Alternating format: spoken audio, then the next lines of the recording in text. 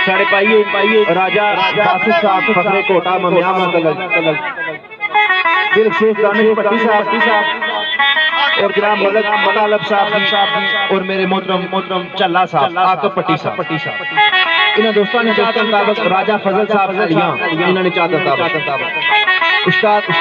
इश्तियाक साहब इन्होंने चाहता मुताबिक शेर जनाब लिखा होया ये साईं साहब ने भतीजे जी शहरी पट्टी साहब इन्होंने लिखा हुआ शेर की कोशिश कर रहे हैं कि मैं इसकी अच्छे अंदाज़ा पेश कराऊं आवाज इतनी ये मुसव्वर विच रखी अपने मुसव्वर होए तसव्वुर विच रखी अपने कोया कोया बंद कर